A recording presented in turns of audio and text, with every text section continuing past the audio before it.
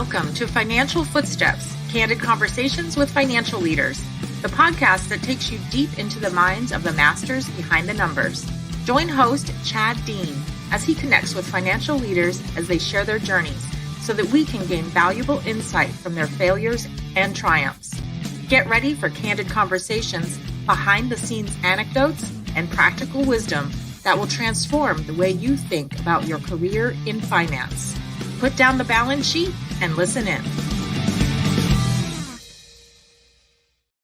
Welcome to Financial Footsteps, where we explore the background and careers of financial leaders for the benefit of those who want to follow in their footsteps. My name is Chad Dean, your host. I've been a recruiter for 27 years, and I'm the owner and CEO of Integrated Management Resources, a Phoenix-based executive recruiting firm established 33 years ago. Integrated is a sponsor of this podcast today. And I'm very excited about our guest today, Maureen Musselman. Maureen has had a very long career in accounting and finance and is full of wisdom that I know will be incredible benefit to our listeners. Welcome, Maureen. Thank you. Thank you for having me today. Maureen Musselman, such a strong sounding name. I love that, Musselman. Oh, it took me a while to take my husband's name. Well, I like it a lot. I approve. So tell us, let's start with a little bit about yourself and where you're from and that kind of stuff. Certainly. So I actually was born and raised here in Phoenix, Arizona. I grew up here, spent most of my career here. I did spend about 10 years back east in New York working.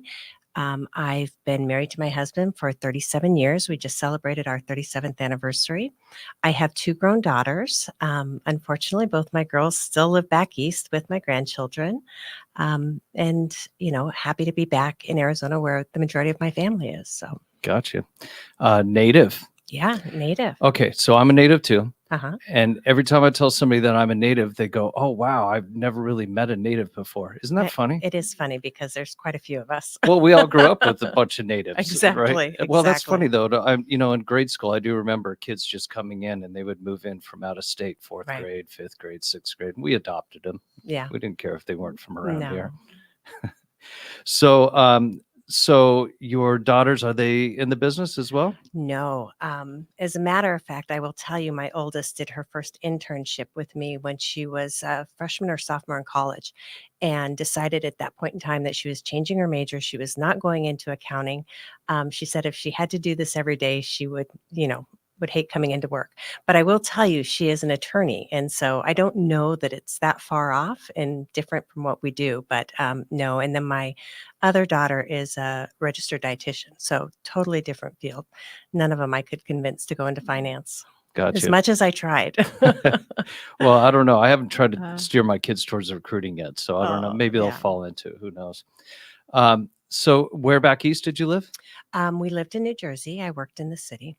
Gotcha. Yeah. And so you did the commute. I did the commute. Taking a train. Mm-hmm. Yeah. Mm-hmm. It's impossible to find a place to park there, right? Or if you do, it's $600 a month for a parking pass. When we relocated, I kind of drew a circle of all the towns that had parking for residents and that were less than an hour commute. And that's kind of how we did our search. So it wasn't bad. We did that for 5 years. And then we moved back to Arizona. And then 5 years later, we moved back to New Jersey again. And that time I lived in Jersey City. So I was closer to the city and it was a much easier commute because I didn't have the girls with me. They were both, off to college. Right. Was that a total shock going to the East Coast? No, I loved it. I miss it. There's a lot about it I miss, but it was fun. For those that haven't been to New Jersey and been outside of that Newark, Elizabeth. Oh, it's much area. Different. Oh, it's gorgeous. It's beautiful. It really absolutely is. Beautiful. Yeah. If anybody hasn't been there, Princeton, mm-hmm. Absolutely gorgeous town. So New Jersey is pretty cool. So let's go. Did you always want to be an accountant? You obviously had maybe had an internship and decided it was for you. Let's talk about the genesis of getting into this realm. So honestly, from a very early age, I thought I would be an attorney. That was what my goal was, and that's what I wanted to do. Where did that stem from? I don't know. It was just very, very early. Okay. I, Were you a good debater? no, I wasn't a good debater. I wasn't a good arguer, but it just seemed like an interesting career. My father is a CPA and had his own firm. So honestly, growing up, we were always in the office, whether it was assembling tax returns before there was e-filing or, janitorial services. I grew up kind of in the business. But when I went to college, it was probably my first accounting class that I took that really just kind of clicked, which is, I don't know what it says about me, but it was fun. It came intuitive to me. And I thought, okay, this is what I'm going to do. Partly, I think, because so many people struggled with it. And it was one of those classes that was like the weeder class, weeded people out. You were either going to go on to be an accounting major or you weren't. And it really clicked for me and I enjoyed it. So you hadn't declared anything. You were Mm-mm. just kind of taking all the classes that we Yep. have to take. Yes. And you liked accounting. I remember my accounting class. It was Accounting 101. Mhm. It was at University of Arizona. I don't remember how many hundreds of kids were in there. Did you do the common exam? I don't remember. Where you used to, like, you went to your class and then the evening when we had exams, all, 1,000 students that were in the different classes came to the auditorium and we all took the exam at the exact same time. I think we took ours with the same class. Oh, Yeah. that's how ours was. It was a little stressful, I will tell you. Yeah, no kidding. That's a lot of people. But for whatever reason, I don't see accounting as hard at all. It made so much sense to me. I'm not good at math at all, but it made a lot of sense to me. Just, the different financial statements and how things go on in debits and credits. Right. To me, It's kind of logical. It was one of the easiest days I ever got. Because I didn't have to study that much for it. It just came intuitively to me, but it didn't click for me that that's what I wanted to do. I didn't know at all what I wanted to do at that point in time. So then it came time to declare, and you chose accounting over finance. I did. My college education was a little different. Mm-hmm. I went to a junior college for 2 years and I played basketball. I was on a basketball scholarship. I noticed how tall you were. Yeah. And then shortly after that, I got married and I started my family. So I actually finished my accounting degree at night while I was working and while I was raising my family. Wow. That's impressive. And so part of it was, I was working for my father's firm for about 3 years before I went into corporate America and started working there. And so as I was taking those classes, a lot of what I was taking was kind of supplementing what I was doing. And so I think that's also why I kind of stayed on that track and it just made sense to me. Gotcha. Why did you not just stay with your father and go the CPA route? Oh, so many reasons. Because I will tell you the first, honestly, is that I've never seen anybody work harder in my life. And when you own your own business, if you don't work, you don't get paid. And I remember thinking, I want paid holidays, I want benefits, I just thought that the corporate route would be better for me. Gotcha. So you're working for your father. Mm-hmm. You're doing night school. You graduate. Mm-hmm. And were you still working for your father after that? No. Okay. So now you're about to get your real job, like your first corporate job. Yeah. How'd you find it? So funny story. I had a brother-in-law who worked for American Express and they were always hiring and he just suggested that I go apply. And when I started with American Express, I actually started in their telephone service center. So I was not in accounting.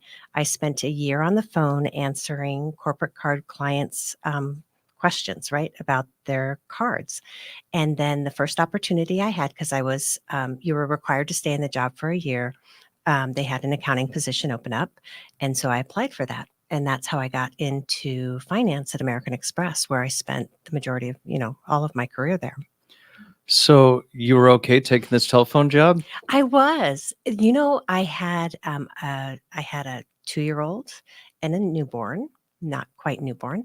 And the best thing about that job and why it was so good at the time is that when I unplugged and left my desk, um, work went on and there wasn't anything waiting for me to finish up when I came in the next day. And so it was the type of job that you could really just leave and walk away from.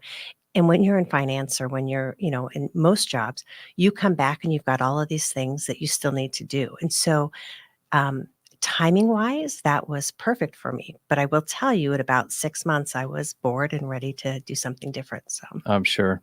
yeah, Yeah. Same thing in recruiting. There's just your day doesn't doesn't end. end. You have to end it. Hmm. And then you go home and I learned early on in a job like that I just had to shut it down. And I would wake up at 1:30 in the morning and I'd be thinking about what I need to do. And I'd say, I'm not going to solve any problems right now. And I just take it out of my mind. And that's the only way I could, for 27 years now, Right. owning my own business, Right. not making any money unless I'm working, workaholic, all of that. It's the same thing. I have to draw a line and shut it down. And I go home and I wouldn't even talk to my wife about anything that went on. How was your day? Great. Because it's just draw that line. She doesn't Yeah. really want to hear about it anyways. Okay. So you get your first accounting job. Yeah. What was that like?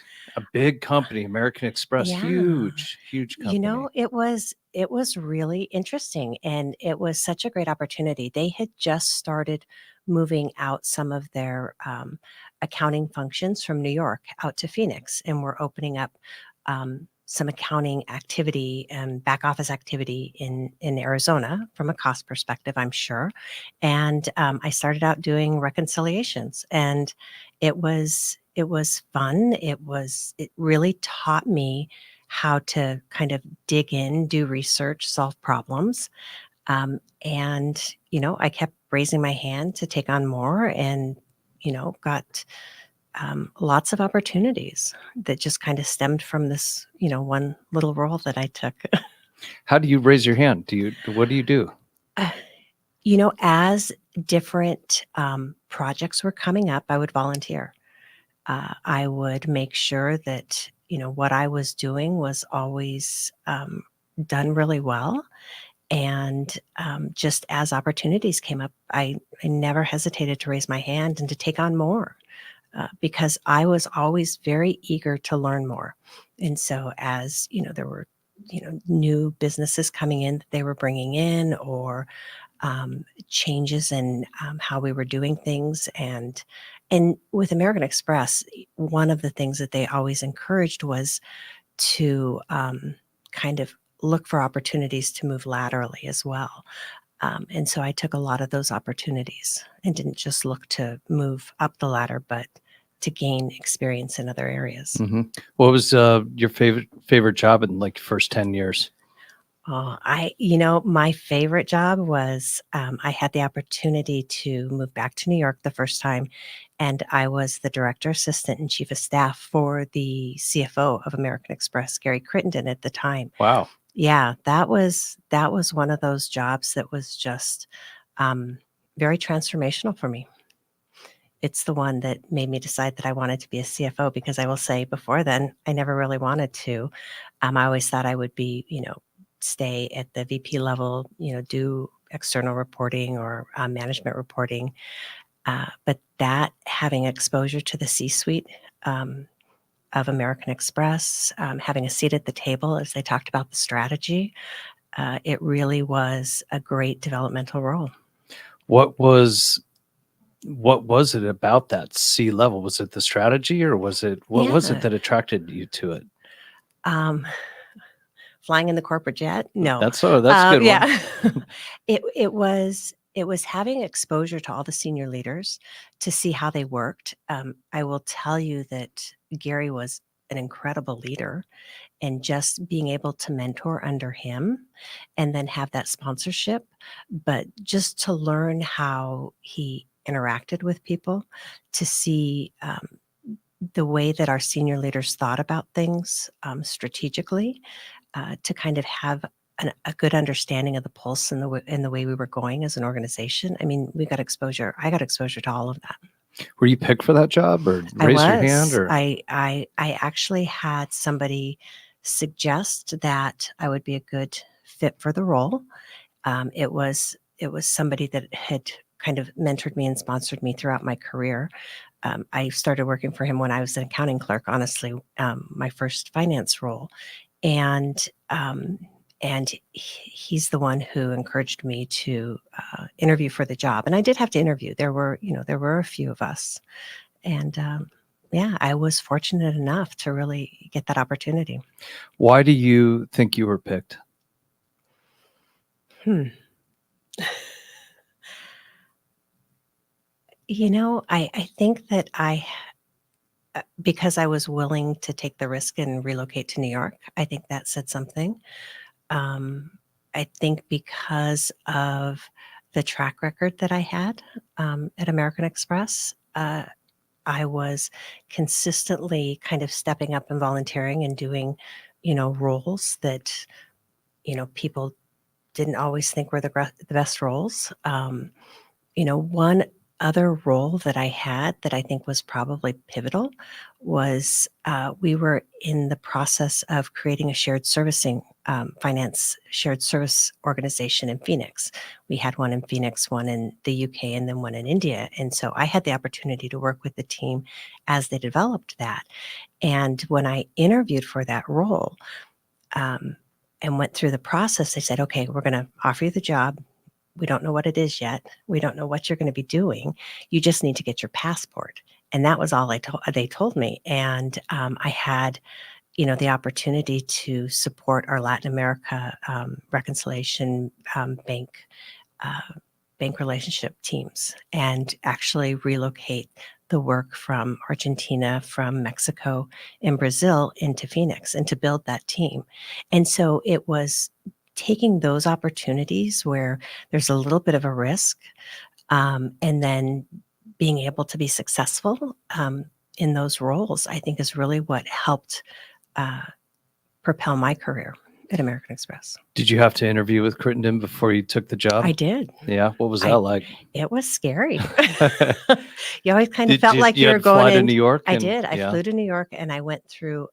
Had you been to New York at that point? Yes, I had gone a couple of times for work, and it just really was an area that I wanted to work in.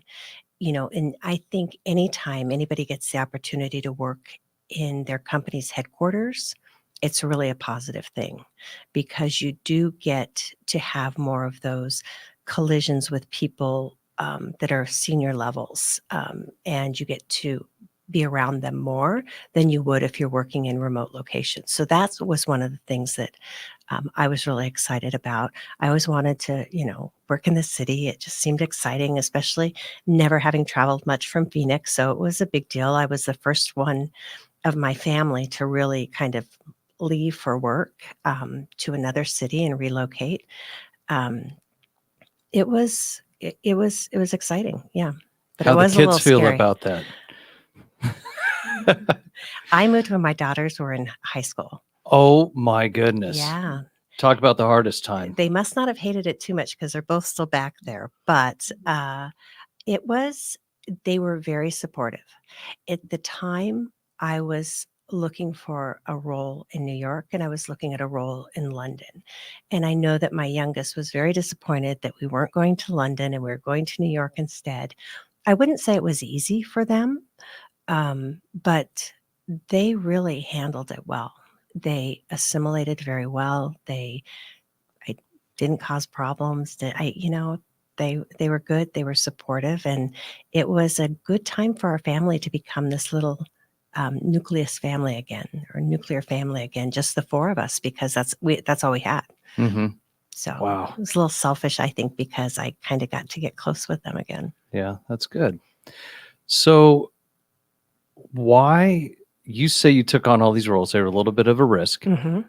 What, and you said the key thing that I want to key in on is you said you were successful in them. Why do you think you were successful?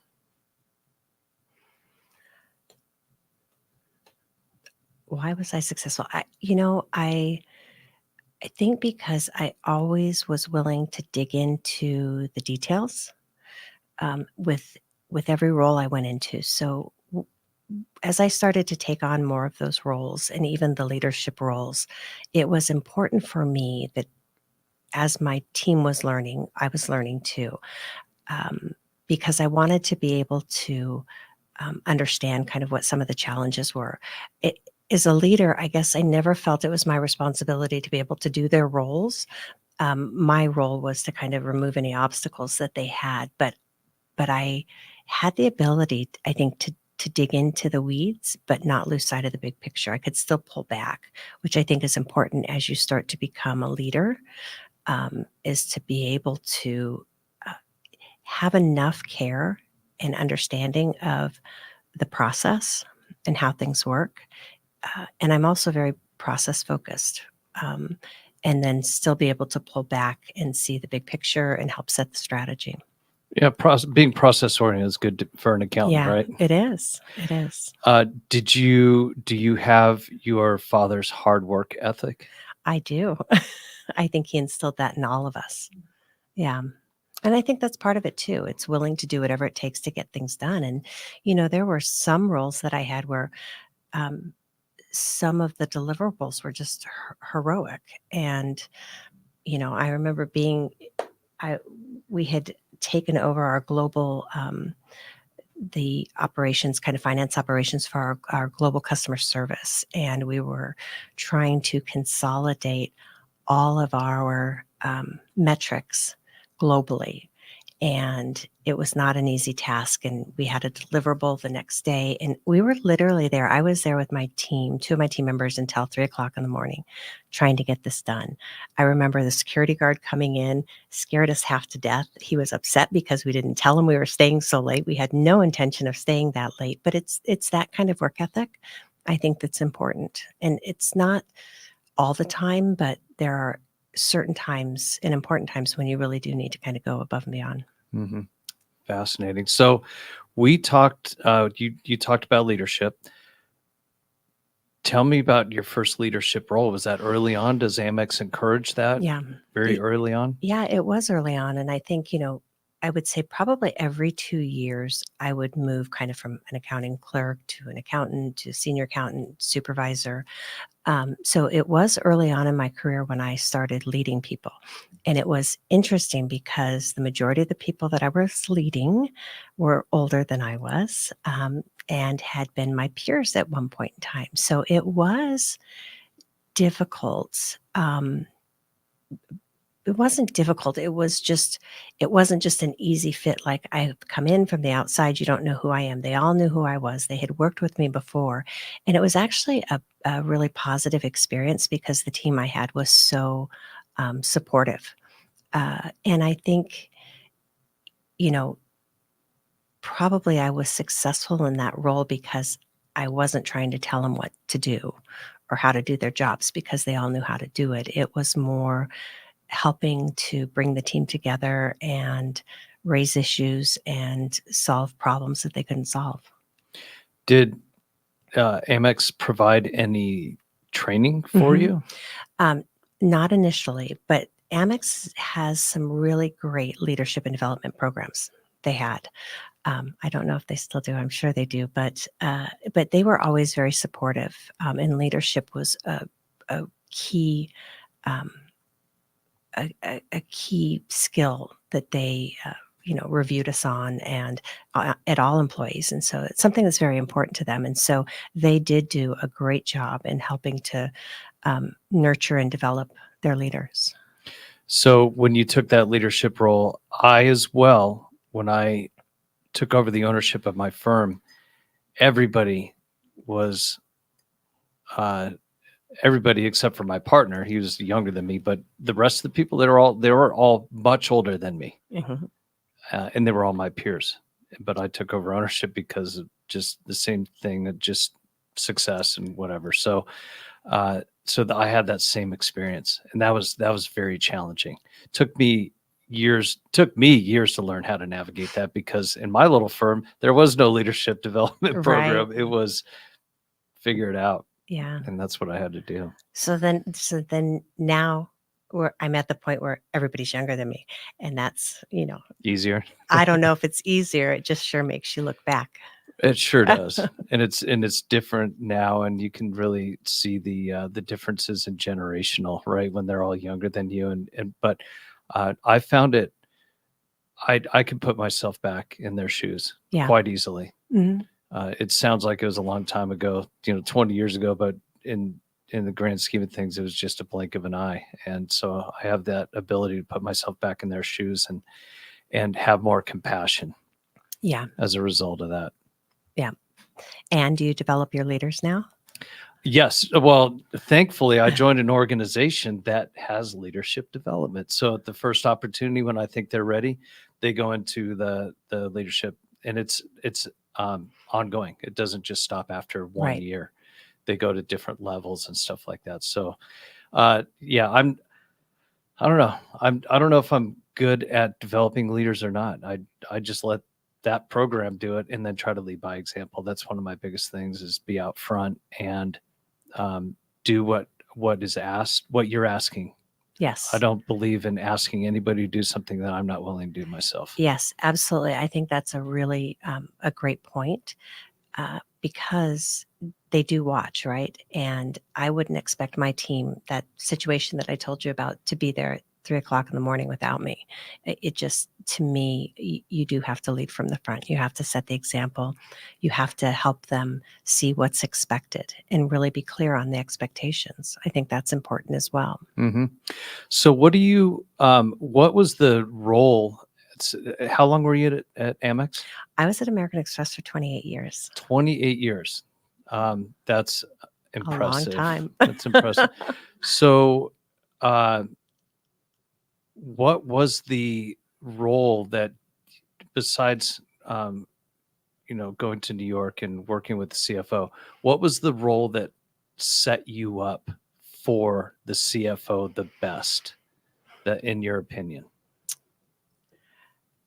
It's interesting because when I think about my role as the CFO, it's somewhat of kind of a general manager to some extent, right? Because my responsibilities now are the controllership roles, which is the accounting, the AP, the receivables, financial planning and analysis, external reporting, management reporting, internal audit, payroll. And so I don't know that it was a role that set me up for success at American Express, but I literally had the opportunity to work across every discipline within the organization. So whether it was controllership, management reporting, I had the opportunity to work with our tax attorneys on legal entity structure and tax structures, did management reporting, external reporting. And so I worked across all the disciplines. And then I also worked across just about every business unit as well. So our international card, I did time with our operations. I supported our real estate portfolio on a global level. I worked with our business travel. And so taking the opportunity to kind of build my tool set across different disciplines as well as different lines of business gave me kind of a well-rounded experience to be able to move into a role where, as a CFO, you're looking across the entire company. Mm-hmm. Okay, so let's go to. You got a VP title Mm-hmm. very early on, and you moved into several VP roles. At what point did you say, I might need to leave American Express to achieve my goals? Or walk us through that, because 28 years, there's very little loyalty in this world anymore, but there's several companies that I think of where people go and they don't leave. Right. The old Solomon Brothers City, when I was working with them early in the 2000s, there are people there that have been there for 25, 30 years. Right. And then, Freeport McMoran is a client of ours right now. They have people that have been working, that's like generational, like grandpa worked there, and then the son, and then the daughter, so the granddaughter. So, an American Express falls into that. I see Right. people that just work there for so long. So, um, talk to us about realizing, or what happened Yeah. when you're like, I may need to leave here. So it was the second time, my second tour in New York, and I had been there about 5 years, or it's probably about 4 years when I decided that I think it's time for me to go. And partly it was because my husband and I were living in separate states. And as I started to look around at the different roles, I didn't see that there was the opportunity for me to move up, right? There weren't interesting roles to go into. Um, that really were enough to make me want to stay. And I thought, you know what, I think it's time for me to leave. I wanted to leave when it was a very, on a very high note, very positive. I loved the company. I loved the people that I worked with, but I was looking for another challenge, and I didn't see it available in New York where I was. And so I had talked to our deputy CFO at the time, and I said, "Okay, we need to figure out an exit plan for me." You know, American Express was always restructuring, reorging, and I just said, I really would like to, when you guys go through this again, figure out, how I can, get on the list or get that exit plan. And he said, "Okay, let me think about it." And about a month later, he said, "Okay, I've got a plan. We're going to be creating a shared servicing organization around planning and forecasting, right? Tools, people, processes, and we wanted your help in leading that organization. And would you do the organizational design of that transformation? So identifying, what roles would go into it, what people would go into it, and where they would go. So the people, the process, and then the tools that we would use." And I said, "Absolutely." And I had expected it to last. I think we started in May, and I expected it to last through the end of the year. And I ended up actually staying on an entire year more to help them through the transition. So we stood up the shared servicing and organization, and then we started to build out the tools. And honestly, I could not think of a better way to have left the organization, because I felt like there was this great success to leave on a very high note. The people I worked with were great, um, and it was just a really nice way to move on to something different. And then I started working in nonprofit. Yeah, so let's talk about that. Make a Wish. Yes. You were a VP and then the CFO, or tell me about So it that. was a CFO, It was but CFO. as a vice president, CFO was the title. What a fantastic organization. They are an incredible organization. Yeah. It was a great, great mission. I had always said that working at American Express, I felt very proud, right? Great customer service, great organization, but I felt very privileged to have the opportunity to work with Make-A-Wish, because it was just incredible people and an incredible mission. How'd you find the job? I had a former American Express colleague reach out to me. It's amazing the network you build, right, from an organization like that. Exactly. There's Amex alumni in everywhere. Yes. So did you take any time off, or did you go straight into that role? I did take some time off. My oldest was expecting her second child. And so I took some time to spend with her on her maternity leave. And I took about 8 months off because she wasn't due until May. So I had about the first 5 months kind of trying to figure out what I wanted to do. And then she had the baby. I got to spend another, 8 weeks with her, and then started the role at Make-A-Wish. Gotcha. Tell us about interviewing for your first CFO title. What was that like? It was very interesting, because it really wasn't even an interview to start with. It was, "Why don't you come out and meet the CEO?" and we went and had dinner together, right? We met. Where are they headquartered They're at? headquartered here. Okay, I didn't know Yes, that. in Arizona. And so went out to dinner, just kind of chatted, got to know each other.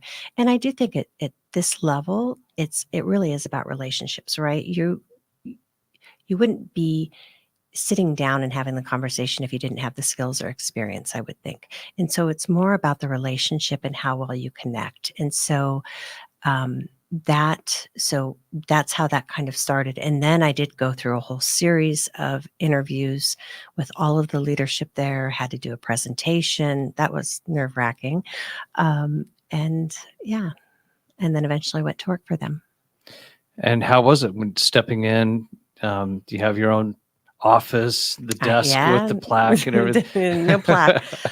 It was interesting to me. It was because it's a smaller. The national office was a smaller, more close knit group. It really was just coming in and letting them get to know me and who I was and my leadership style. They have a group that was kind of shared servicing, so that was very familiar to me. The one area that I had never worked in at American Express, and which was a key learning for me, was treasury management, dealing with bank relations and managing cash flow. American Express, I never had to worry about that. So that was like one of the key tools that I was lacking, and it was a great opportunity for me to be able to come in and do that. But the team was wonderful. The people were very welcoming. It was, it was challenging. We were dealing with all of the chapters that were out nationwide because it was a federated model, and so building those relationships, I think, was critical, and that's really what I spent probably the first 6 months working on. Gotcha. So, CFO of a publicly traded company, right? Now? No, now we're not publicly Oh, I traded. thought you were publicly traded. No, Vitalent is a nonprofit as well. Okay. Yeah. I knew that, but I guess no. Yeah, for some reason I thought they were publicly traded. So tell me, there's so many CFOs that I see that come up through public accounting, through investment banking. Mhm. Do you feel that going through Amex gave you a similar type of experience or knowledge gain versus those other two routes? Because when somebody thinks, oh, I interviewed so many CFOs and they came up through that realm. Mhm. You came up, and I haven't talked to anybody like yourself that spent 28 years with a world-class organization like Amex. Do you feel that prepared you in the same way that maybe public accounting or investment banking would have? I think, and I can only speculate from a public accounting perspective, that you may get exposure to different businesses if you're doing auditing or things like that. I do feel like it gave me a great experience and a great set of tools to use for my current role. As I mentioned, having exposure to the different lines of business, having exposures in the different disciplines, right? Whether it's working with tax and our tax, or whether it's working with external reporting or management reporting, controllership type functions, having all of that experience, I don't know that you get that necessarily when you're working with a CPA firm or private equity. Private equity, I think, they probably do manage businesses, and probably all aspects of businesses. I'm not as familiar with that. I will tell you, having worked at Vitalent, though, I did get the opportunity to work on a dissolution we had a for-profit company that we spun off and sold. So I had a little bit of taste of that, which was new to me. So that was another learning that I had. And then we've also have a strategic investment fund in which we look at startups to kind of look to where we can strategically invest kind of as a minority partner in these startups that will, eventually help, enhance our business or patient care. Gotcha. So what do if you're talking to somebody very early on in their career and they want to achieve the highest levels, even if it is, VP at American Express is a huge title, right? So what kind of suggestions would you give to them? I would say raise your hand. Look for opportunities to take on new projects. Don't be afraid to move into areas that are a little unknown. There were a couple of times I took jobs that had been created and they really weren't sure exactly what the full breadth of it was going to be. It had never existed before. And, being willing to take those risks, I think just really gives you the opportunity to shine and show, what you're capable of. So be willing to take those risks. Raise your hand for additional assignments. And then the other thing is look for opportunities to move into different disciplines. It's not always a straight trajectory up, um, and you will probably move ahead farther by moving laterally as well. You just said something that just clicked with me. So before we went on air, I was telling you how I went into a program that didn't exist before. Mhm. And I didn't have any mentors. And I was very young. I had just graduated with my undergrad and I was in my graduate program. And I ended up quitting that program because it was new. I was the first person there. And I didn't have the courage to stay. And had I, it would have changed my career. It would have changed the trajectory of my life, honestly, because back then environmental sciences wasn't a thing. Mhm. And now it's everything, right? And you can make so much money in it and all this stuff. But um, I didn't take that risk.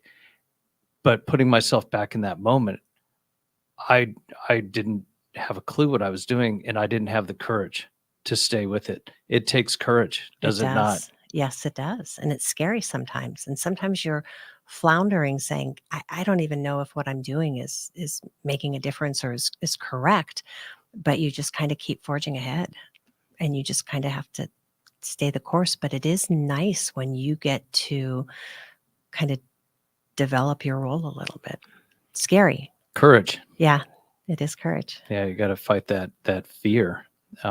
Fear is one of the hardest things. I think fear is what prevents people from achieving a lot of their dreams. Yes, I'd agree. You do have to take some risks. Yeah. So knowing you, what would you go back and tell your younger self? Wow.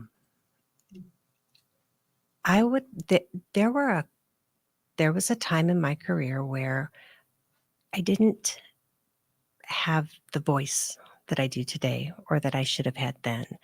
And one of the things I would say is don't be afraid to speak up and speak out for yourself. Um, and you're going to be okay.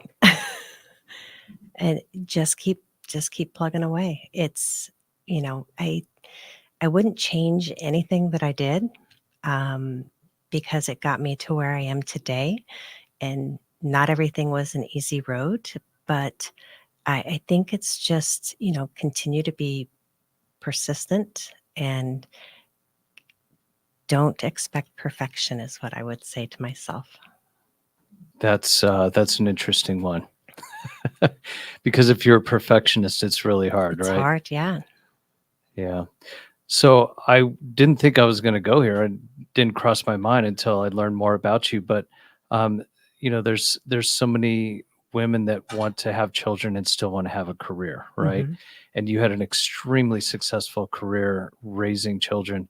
What do you attribute that success to? I had an incredibly supportive partner. Mhm. My husband has been nothing but supportive throughout my career, willing to pick up and move back to New York.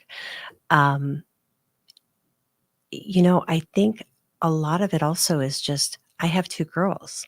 And so my drive was always to make sure that they had an easier time than I did. Uh, and that was truly motivational for me.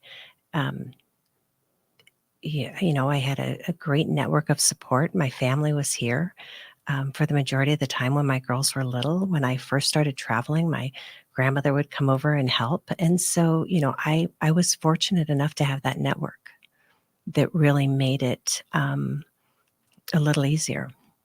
Gotcha. So That's very impressive what you've done, by the way. Thank you. And the fact that when you said that we were going to move to New York, and they were supportive of you, says a lot about Yeah. you as a parent. So well Yeah. done on that. So let's say that somebody is interviewing for their first CFO job. What would you suggest to them to give them some advice of how to prepare for that? I think it's important to understand the company that you're interviewing with, especially if you're interviewing for a CFO role. I think it's important that you do your research, that you learn as much about the people that you'll be interviewing with as possible, and enough about the company that you can have a good understanding. I also think you need to ask questions as to how they work, what their culture's like, because you want it to be a good fit. You don't want it to go into your first role and feel like it's not a good fit. And so that's important too, is understanding the leadership style that you'll be working with, because the at that level, it really is more about relationships than the ability to do the role. Um, so I think it is important to know who you're going to be working with, what the work style is, and that it's a good fit.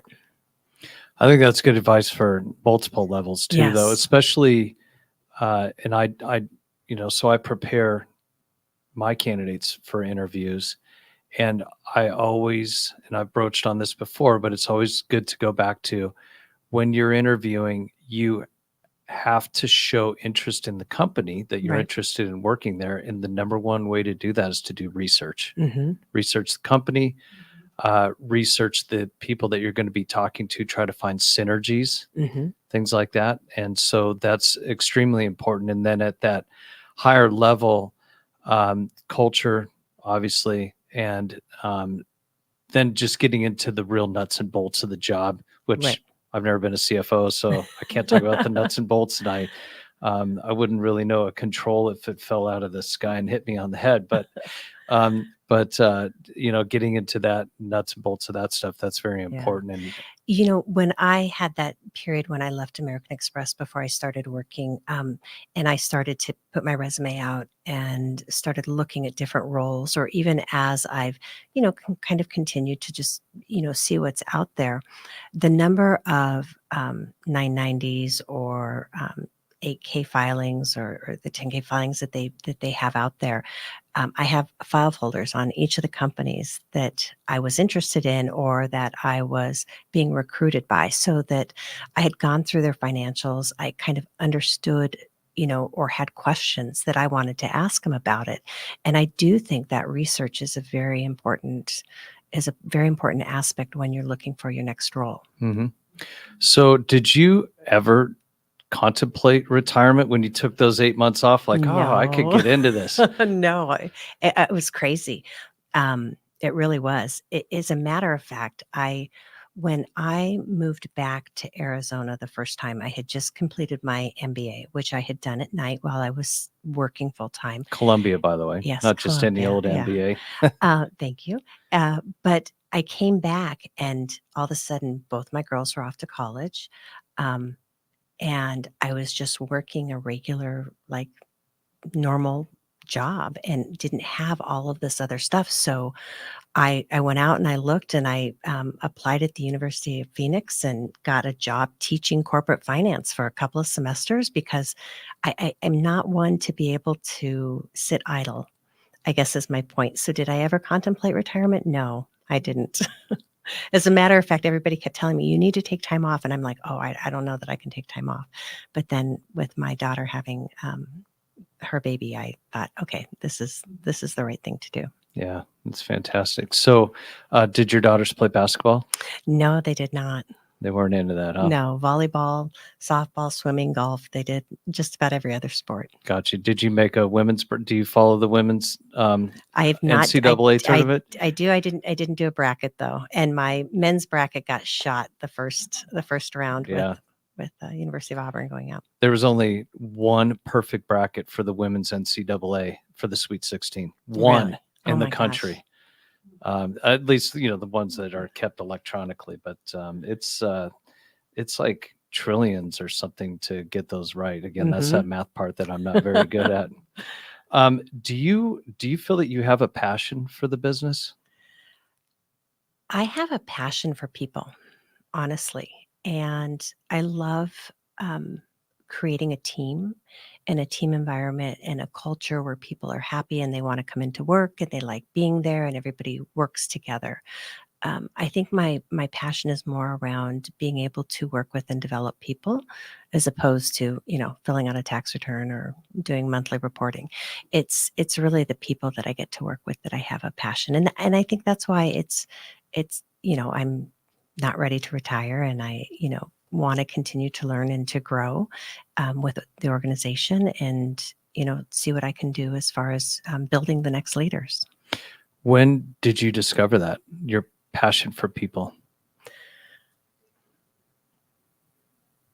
It was probably when I moved back when I moved back to Phoenix the first time. So I had moved out to New York in 2003. We moved back in 2008. And with the team that I had, it was it was just such a incredible team. They were great people to work with. And the work and the business partner were challenging at times, but the team we built was just so inspiring and so great to be with. And it was like I wanted to recreate that same team dynamic in every role I went into after that.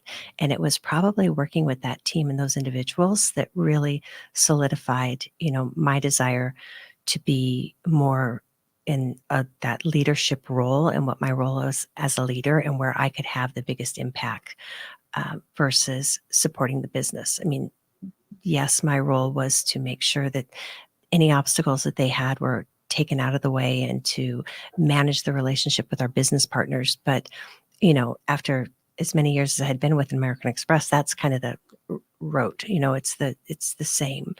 But it's building that team dynamic. I think that's when it really hit me because it was such an incredible team. What do you do with somebody that doesn't really buy into that? Do you can I mean, is it obvious? Yeah, and you can have, one very unhappy person um, really try to bring the whole team down.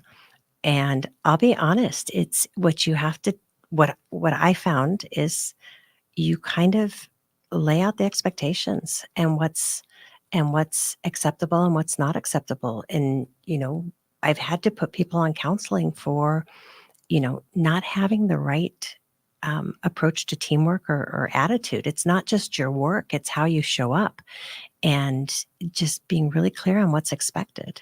And when you're able to kind of take that negativity out of the team, either by self selection or, um, you know, counseling them out, it lifts the whole team up.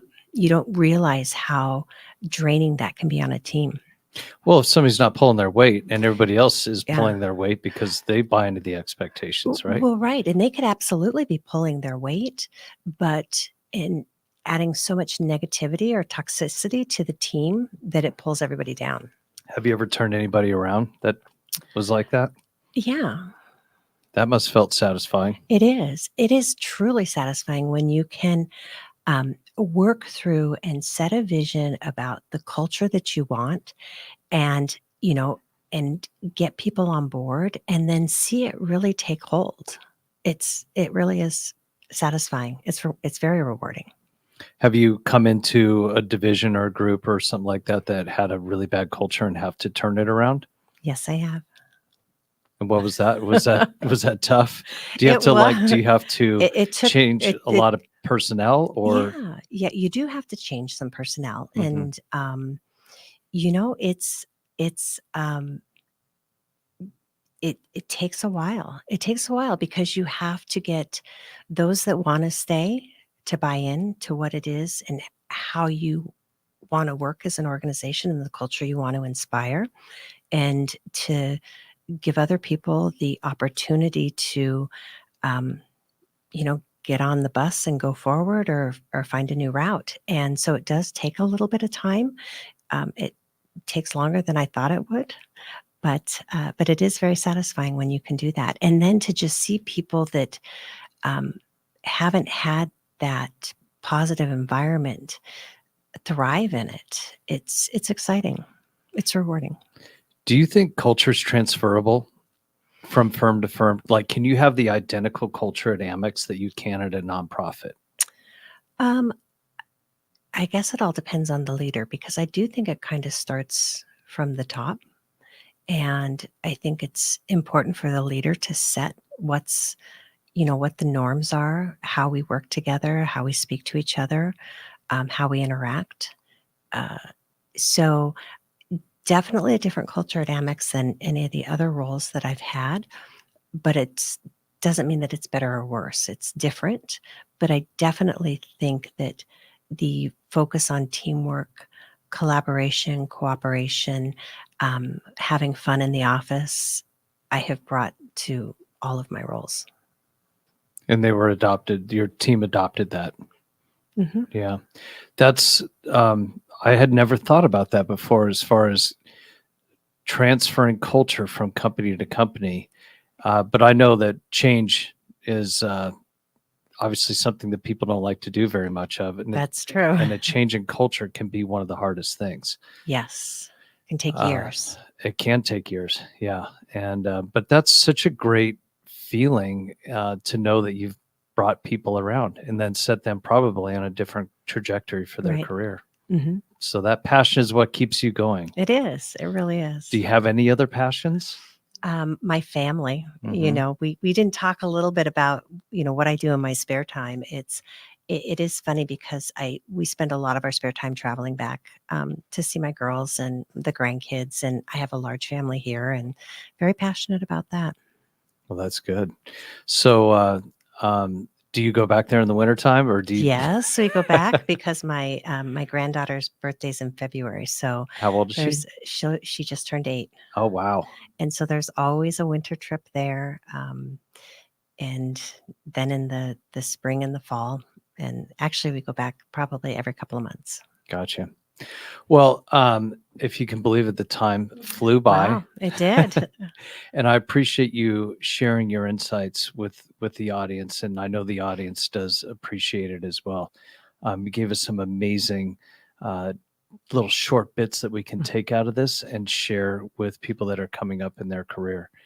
And if people want to reach out to you further and ask you additional questions, how do you suggest they get a hold of you? I'm active on LinkedIn, and so they can reach out to me on LinkedIn. Okay. It's probably the easiest way. Gotcha. And if anybody wants to get a hold of me and ask me any additional questions, I live on LinkedIn. It's probably the second or third app that I open every day, for better or worse. So I appreciate it. Thank you very much for sharing your time, and good luck to you. Well, thank you. And thank you for the opportunity. This is, like I said, the first time I've done this, and it was fun. You So did great. thanks. I appreciate it. Thank you for joining us on this episode of Financial Footsteps, Candid Conversations with Financial Leaders. We encourage you to apply the knowledge and wisdom shared in these conversations to your own career. If you enjoyed this episode, be sure to subscribe to our podcast and leave a review.